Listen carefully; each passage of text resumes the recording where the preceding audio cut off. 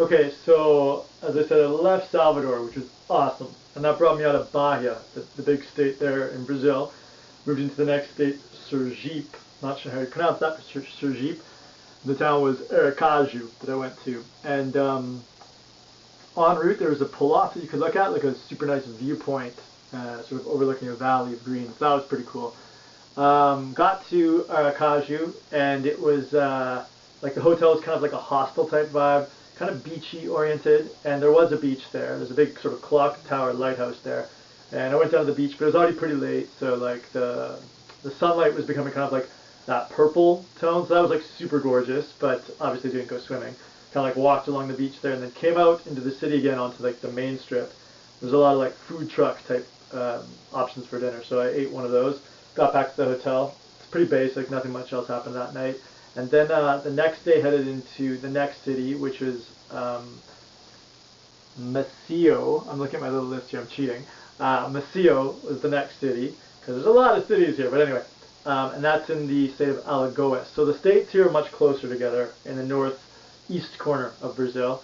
And in Maceio, I got to the hotel, and on the way actually, the land was like really dry and rolling, super nice, gorgeous weather. So I have some video of that.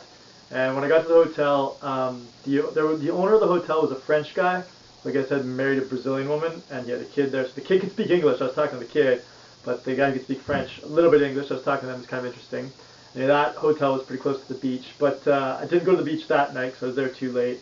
So I just went out for a walk, and there was like this Maple Bear Canadian school, which is funny. I made this joke to my family. Took a photo of it. I'm like, yeah, I'm just gonna stay in Brazil for now, because it was like an English school, but it was like a Canadian themed thing. So that was kind of interesting. And I continued on and then went to some super store type, supermarket type thing, like sort of like a shopping mall, but like a Walmart type thing. And it was funny. The people who were working at the counters all had like rollerblades on, so it was like in that shopping mall, I guess like just faster to use rollerblades. So it was interesting. I'd never really seen that before, but it was cool. And yeah, so then I came back to the hotel, and like nothing major there. But in the morning, I was like, I gotta hit the beach. I gotta hit the ocean. So I went there.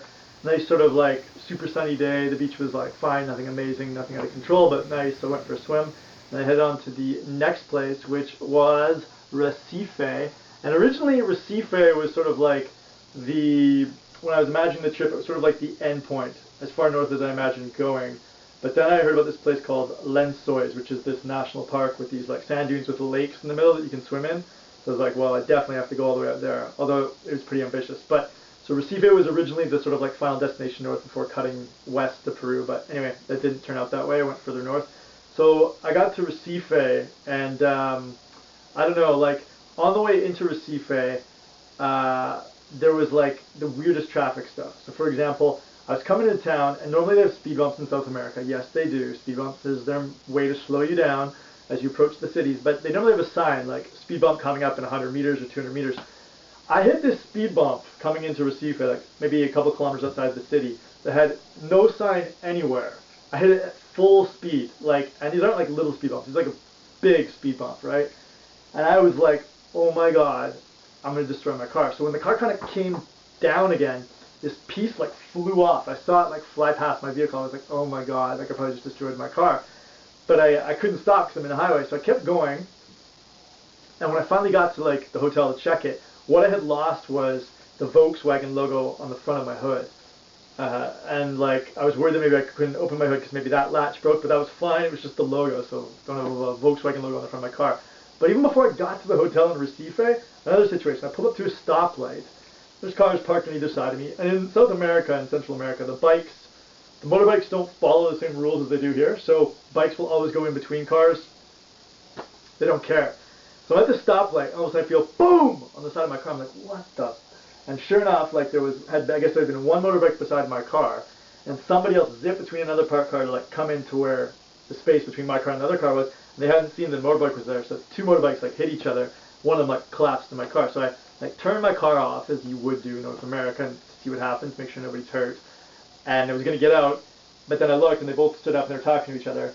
And I saw the light turn green and I thought, do not stop here. Like, do not stop here because you don't speak Portuguese. You're a foreigner. These guys might say it was your fault.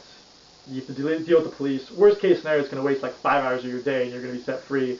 So I was like, no, just go. So they weren't hurt, so I just like took off, whatever. Right? It wasn't my fault. They hit me. I was parked. So I went, not a big deal. And then getting to the hotel was a bit confusing because it was kind of in an industrial area. Cheap hotels are always what I look for. But I managed to get there. And one good thing about the hotel was it was really close to a train station. So in Recife, they had trains that would run downtown. My hotel was outside of downtown, so it was cheaper to do it that way. So as soon as I got there, I kind of got settled in, then went to the train and headed downtown Recife to the like historic district to get a sense of the city. And it wasn't like a rainy day, but it definitely wasn't sunny, so that always affects my vibe in terms of how much I enjoy something. And I went down there, and there's like sort of like a market and an art center, and like lots of churches, museums, things like that. And I kind of just wandered around. Kind of got like a market type vibe in certain places. Didn't feel very touristy at all, and it felt kind of like poor, but I liked it. I liked the vibe. It's just, I guess, the gray sky. Like, it doesn't feel that amazing when it's like that.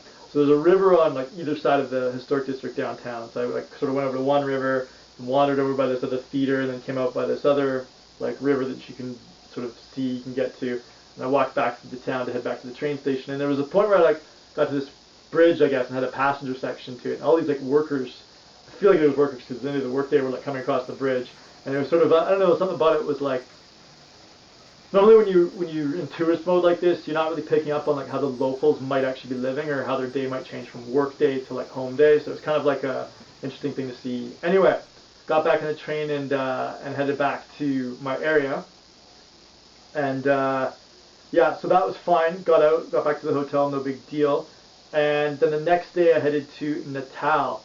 And Natal, it's like, it wasn't, again, like a very nice day. It was kind of gray and cloudy. But Natal has sand dunes. And as I told you from Florianopolis with the sand dunes, I love sand dunes. So my mission in Natal was to get to Natal early enough so that I could get to the sand dune, the park of the sand dunes, so I could access them before like it shut down. So I get to Natal, everything's cool, check into the hotel, and start making my way down to the sand dunes. And it's a long walk, so I'm on my way. And I get there before the park closes. But then I get to like the trail that's supposed to lead up to it, and the people are like, no, you can't go on this trail. And I was like, why? Like, and they're like, you need to book a day in advance or 2 days in advance to set up a tour to go on this trail. And I was like, a tour? And they're like, yeah, the public can't access it without the tour. And I was like, pfft. So I was super pissed off because I wanted to go on these sand dunes. They kind of overlook the water and everything, but whatever. So I left there kind of like a huff and like headed down towards downtown. There was like a park that I kind of stopped by with a little pond and whatever, some weird art. And then got downtown and kept going. And in Natal, they have this like Newton Navarro bridge. It's on the far end of town. It's like this giant red bridge. I'll put up a picture of like a good picture of it. I got like my own picture of it, but of course you can only kind of see it in the distance, and it was nighttime already. So after that, I kind of got to the historic district, which is, I got the feeling like not a very safe area for a tourist to be. And so then I was trying to figure out, well, how do I get back home? Because I don't want to walk all the way back to the hotel, super far. There's got to be trains, because it was only like 6 o'clock. And by this point in this part of the like latitude, like 6 o'clock it's getting dark at night, which is weird because you're in summer, but like dark at 6 o'clock, so it kind of doesn't feel like summer.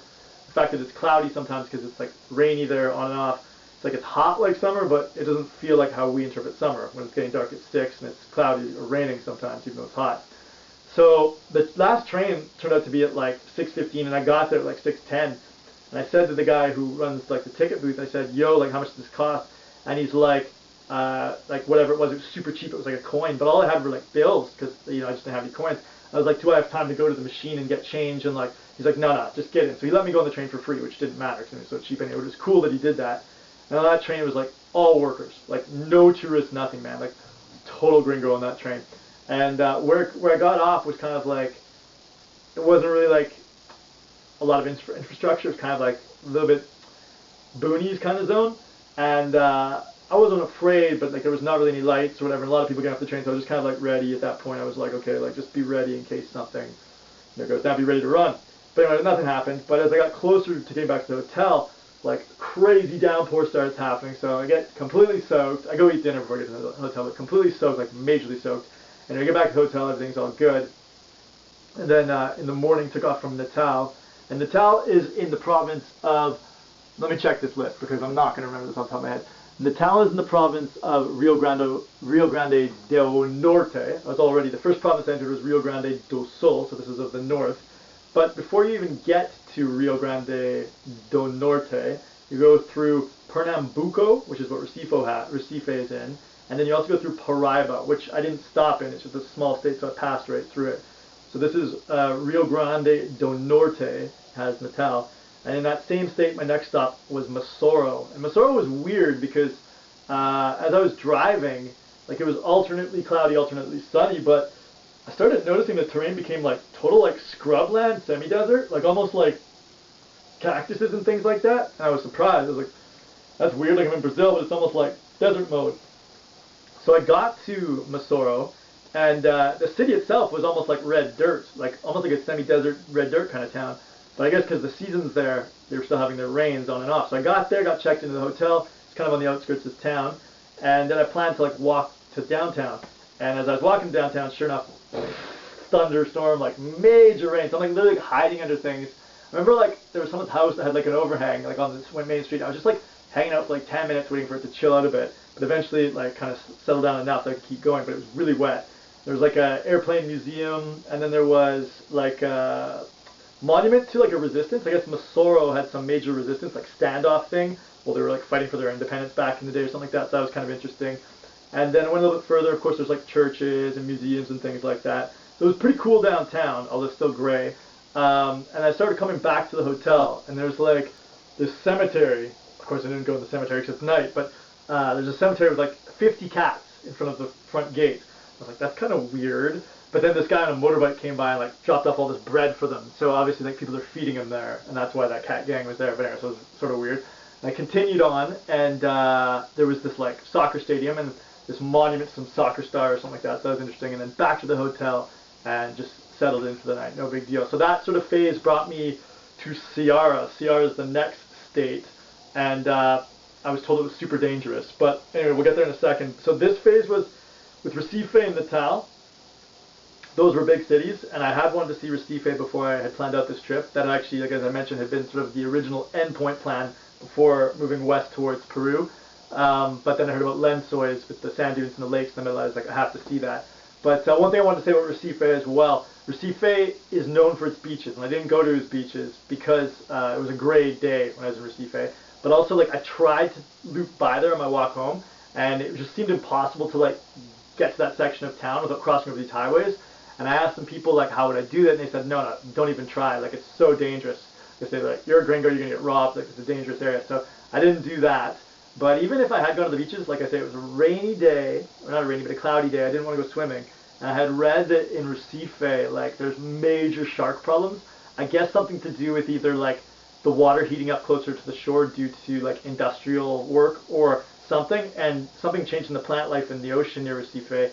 And there's like shark attacks all the time there. So people like don't go swimming in Recife. Apparently, it might be an urban myth, but that's what I heard. So I don't feel like I missed out on much with the gray day and the sharks not hitting the beach in Recife. But anyway, that's that stage of the trip. We're going to keep working north for a little bit more, and then we're going to get to Parque Lençóis, sand dunes with the lakes in the middle, my ultimate destination on the trip.